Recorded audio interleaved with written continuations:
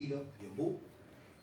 Una figura repetida cuando se habla de historieta uruguaya, que yo mismo he usado en algún artículo, que creo que es acuñada por el señor Matías Castro en alguna de sus notas, es que la historieta uruguaya tiene un reinicio cíclico. Es decir, que de Peloduro a la siguiente generación que llegó a los 70, hubo en algún momento un bache, quedó vacío y de repente se reinició. Que entre la generación que en los 70 probó hacer algo y la aparición de ellos, hubo un bache y se reinició.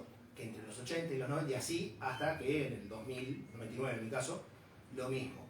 Y sin embargo, esto no, está bien, no deja de ser cierto, pero sin embargo, si uno mira con un poco más de atención, se empieza a dar cuenta que hay ciertos nombres que escapan a esa idea de reinicio y que en realidad son presencias continuadas que están a lo largo de toda su carrera.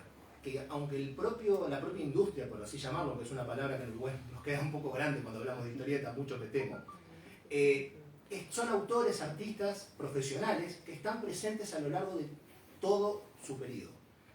Sin ni que hablar que es el caso de estos dos caballeros que me acompañan acá en la mesa, que si no contentos en el 81 y 82 dar comienzo a su carrera profesional y colaborativa, luego deben haber creado el que para mí solamente Peloduro puede rivalizar en importancia, personaje de la historieta uruguaya, que es el Manicero. O sea, para hablar de continuidad.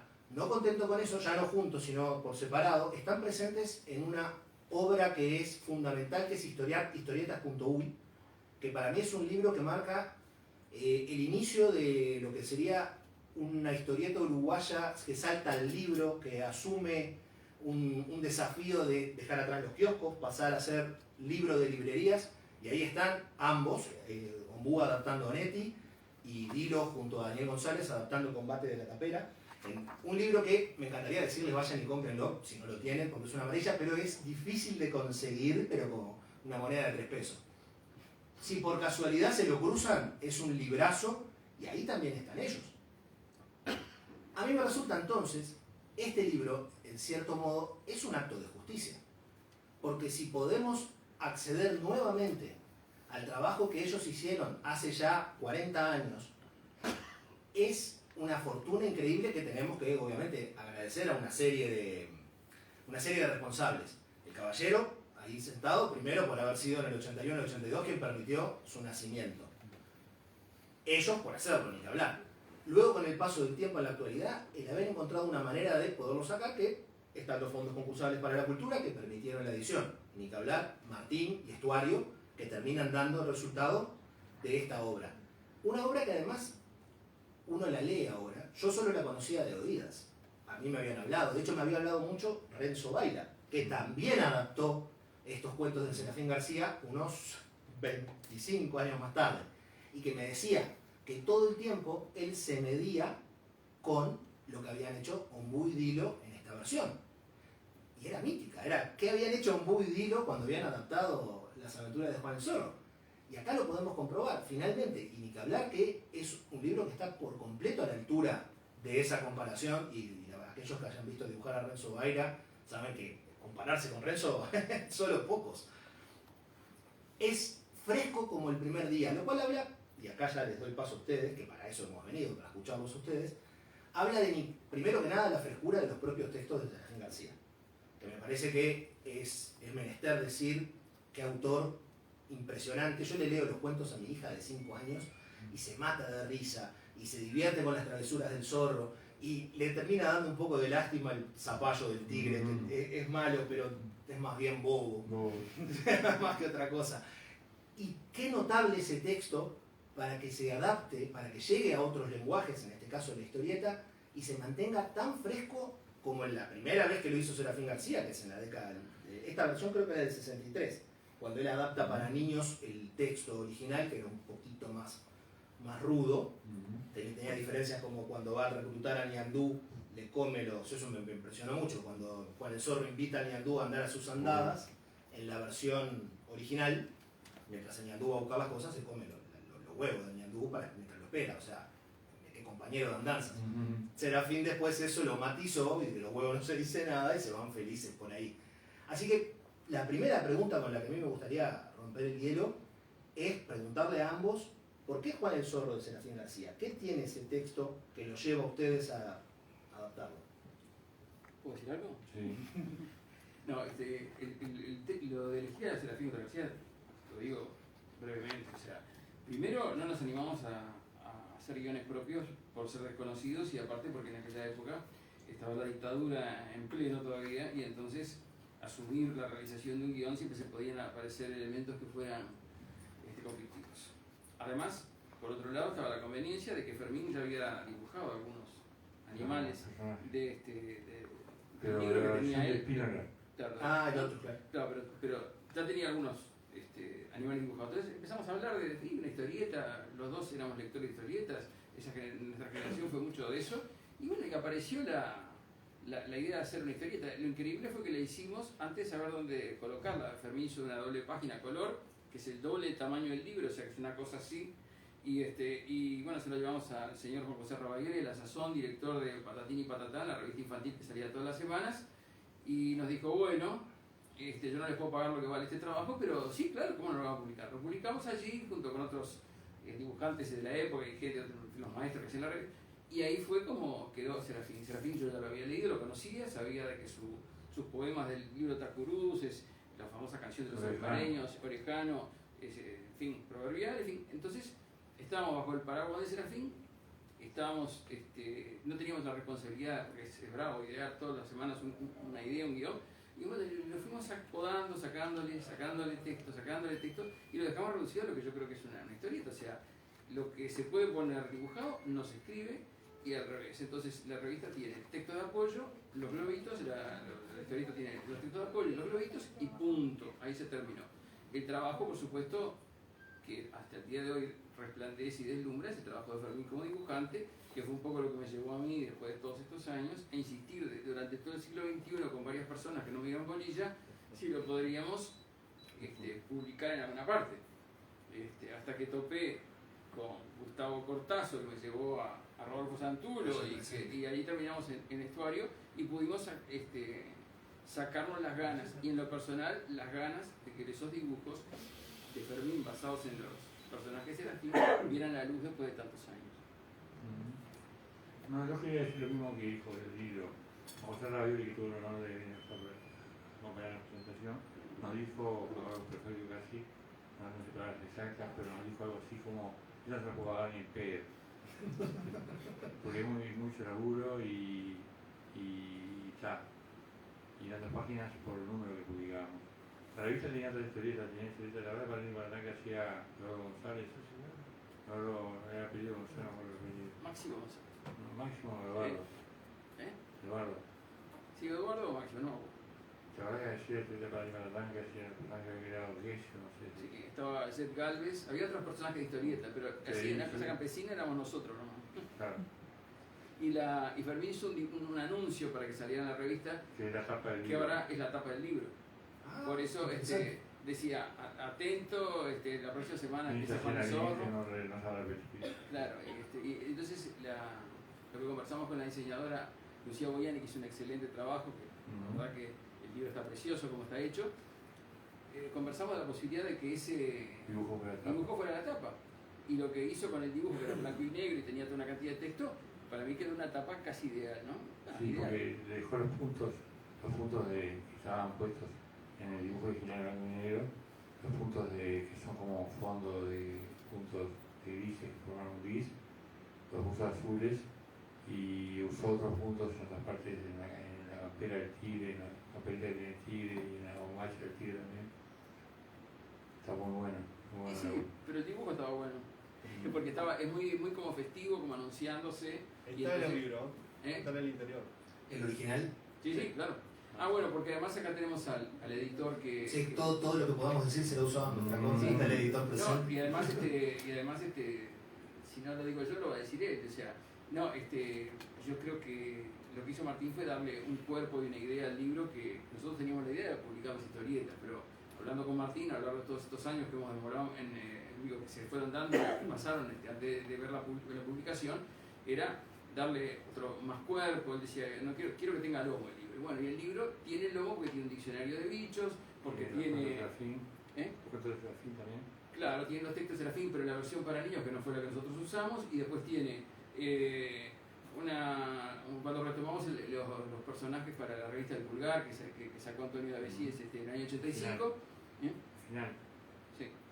Y tiene un capítulo que les quería preguntar particularmente, que no es una está hecho en el mismo estilo que las historietas, el del colegio.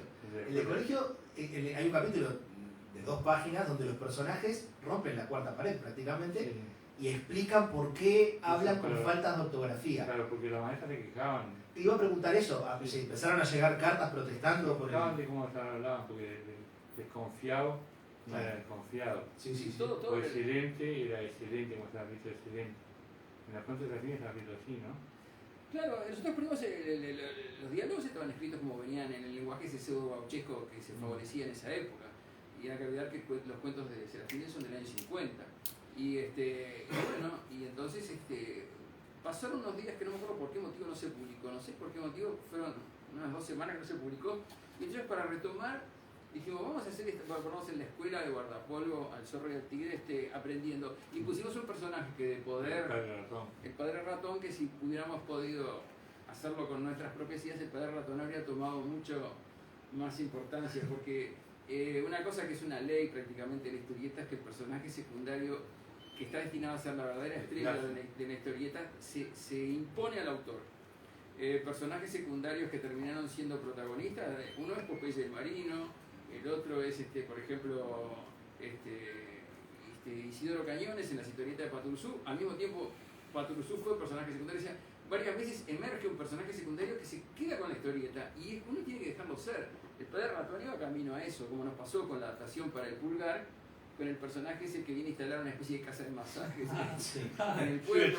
Silver Tiger, sí. Un tigre totalmente con gorro de tejano que pone las conejas, tipo con las conejas de Playboy, a torturar a los habitantes del pueblo para construir la casa de masaje. Eso fue ya liberado de los textos de Serafín, nos dio por ahí. Y el padre ratón y todo lo demás eran como que empezaban a fluir. La buena de color en la primera, podríamos hacer una comunidad que fue en el Pulgar, ¿no? Sí, claro. Y Antonio decía. Claro, Antonio lo sacó al principio, pero la revista rápidamente se desfinanció por falta de tiraje, porque no hay nada peor que decirle a los adolescentes, esta revista es para ustedes. Los tipos dicen, mía, para nada. Entonces la revista no tenía público, se leía más en el interior que en Montevideo. Yo me acuerdo haber recibido haber leído varias cartas del interior que decían que les encantaba. Claro, yo lo probaba, no está Antonio acá, ¿no? No, bueno, entonces puedo decir que el problema, que lo decían algunas personas, yo creo que tienen razón, que a veces hizo la revista para el adolescente que había sido él, ¿no? Entonces como que era un adolescente que... de la ficha decían, nos acordamos a ustedes, y que Chi González había puesto lo que viene de nosotros. Claro, porque era una adolescencia, o sea, había otras cosas. O sea, una revista para adolescentes del 85 no podía criticar a Madonna, por ejemplo, esas cosas así.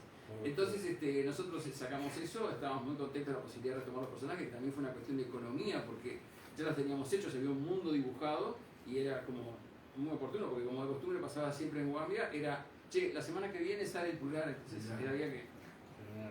Y bueno, y así fue como salió. Por eso está bueno que Martín lo haya recuperado. Eso. Igual está el universo construido de antes, pero ustedes hacen un salto al vacío. De hecho, la descripción que vos acabas de hacer muy somera de cómo cambia el universo, que se vuelve adulto, se vuelve picante, podríamos decir. Picante y el estilo de tuyo, Fermín, ya el estilo de dibujo es otra cosa. Sí, el que está a color también hay como... había 4 páginas a color, pero cuando la revista empezó a recortar presupuesto para poder seguir saliendo, pasó a blanco y negro. Y entonces tuvo que hacerlo en blanco y negro, y además el estilo, los dibujos que son distintos, se nota que son distintos a los de la época de Patatín y Patatán. No hay que olvidarse que entre el 81 y el 85, en el 82, en septiembre, Fermín se fue a México. Estuvo trabajando en México. Pasó a hacer caricaturas que antes acá en Uruguay no hacía. Pasó a hacer una cantidad de ilustraciones y cuando volvió con esos 4 o 5 años más, tenía una cantidad de camino artístico recorrido. Él me dijo, no voy a hacer los mismos dibujos. Por eso, pero vos no querías hacer los mismos dibujos que hacías antes. Habías evolucionado de alguna forma, por llamarlo así, y los dibujos salieron distintos. Yo creo que es un salto natural, incluso en tu propia escritura ya había otros intereses. Bueno, yo empecé a escribir, porque yo no nosotros era adaptar a Serafín y era más bien recortarlo y acomodarlo, pero acá era distinto.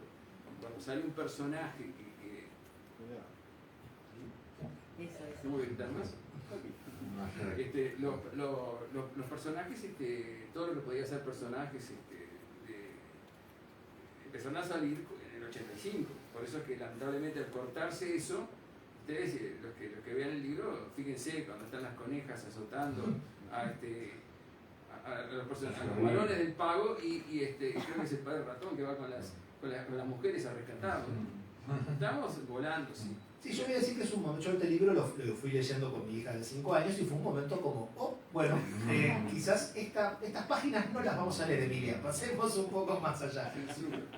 De hecho, también hay un progreso en los personajes, lo que puedo decir que los personajes que crecen, el del Zorrino, sí. El Zorrino que es verdad, en el capítulo que Jaco protagoniza, escrito por Serafín García, tiene mucha participación, pero ustedes lo ascienden a coprotagonista directamente. Bueno, sí. No, aparte tenía un alter ego en el mundo real, o sea, uno que era un señor que era jefe de Fermín en una agencia de publicidad, nos hacía acordar mucho y Zorrino se fue ligando varias de sus características personales.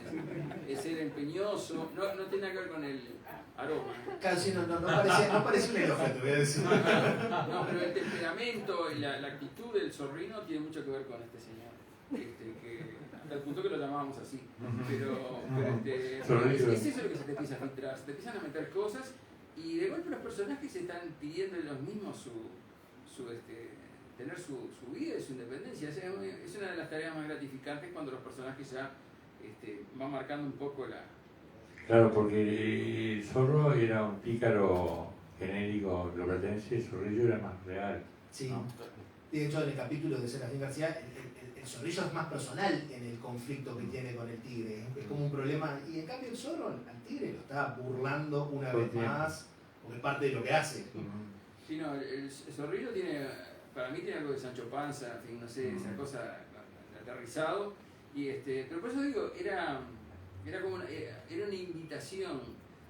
Fermín ahí, los que lo miren van a ver que varias veces hay algunos globitos, algunas imágenes que no estaban en el texto original. Por ejemplo, cuando el tigre está diciendo que corre riesgo de perder las elecciones en el pago, Fermín lo dibujó frente a un escenario que parece Woodstock. Que se ve una foto. Están los carteles que dicen lucherío con el tigre, fuerza tigre. O sea, eso no estaba en el texto Serafín. Pero, en fin, y aparte estaba la idea de que estaba flotando también de que esa especie de zorro omnipotente que siempre se salía con la suya y el tigre que, o sea, un tarado, claro, quedaba más equilibrado si el tigre ganaba alguna. Estábamos pensando esas cosas, pero cuando surgió lo que fue primera opción y el manicero, y después, bueno, hay que hablar con... En el medio de eso, casi. Claro, empezamos a hacer el zorro y el tigre, ¿cómo se llama? No, te digo la elección de la García. Casi al mismo tiempo empezamos a ganar el manicero. Claro, sí. Y después lo pasamos porque además en opción se germinó el dedo.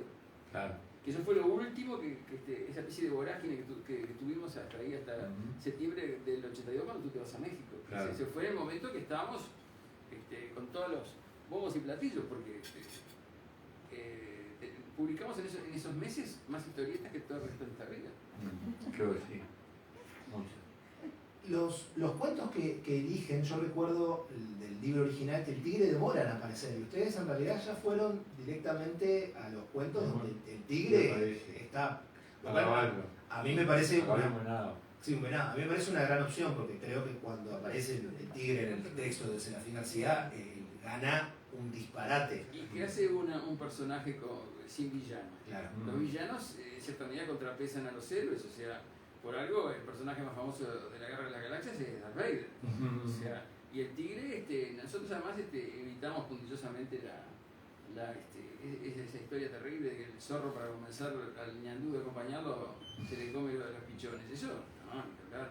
Entonces buscamos al tigre y elegimos las historias además que más favorecían la presencia de acción. Por eso van a ver que está la carrera, ahí está la pelea de los espejos. O sea, hay cuentos que son más favorables a escenificar una historieta que otros. Acaba de entrar un compañero mío de liceo que me bautizó Camino Ombú. Yo usé solamente el Ombú luego, porque en México, o sea, no sé, no era un jazmín. creo. O si lo sabían era muy femenino el nombre Jazmín. Me gustó Jazmín Ombú por el sonido onomatopéyico de mi apellido y nombre. Jazmín Ombú. Sí, porque a este caballero le gustaba hacer bromas con ese tipo de sonido, de sonoridad de los nombres y apellidos de sus compañeritos, y eso quedó.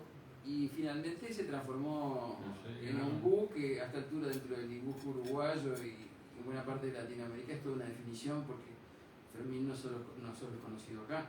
Y yo diría que Ombú en cierta medida es un sello de calidad en materia de dibujo. Bueno, no solo eso, el Museo de la Historieta Uruguaya, instalado en el Museo Zorrilla, perdón, la Biblioteca de la Historieta Uruguaya que está instalada en el Museo Zorrilla, se llama Ombú, en honor al caballero. Pero una cosa, hay varios ombús en el patio ese. Sí, pero ninguno de ellos dibuja historieta. No, pero hay. Sí, pero en realidad yo estuve presente en esa inauguración y se dijo que era por vos contigo en la mesa. No discuta, Fermín. Hay unos preciosos ombúes que acompañan el patio, pero claramente ninguno de ellos pero todavía ha la pluma. Abrí, que entró hace un rato, que lo voy a entrar por allá, fue el que me bautizó Jazmín Ombú, como dice acá en el prólogo, en una parte lo dice. Y él me puso el nombre que es genial en realidad, porque a la larga, yo al principio firmaba los dibujos Ferminacho, que es otro compañero querido, se llama Nacho Morín, y firmamos juntos los dibujos. Conocíamos una gallina, una comadreja, no era el Royal Zorro, eran previos, tercero liceo estamos hablando, ¿no?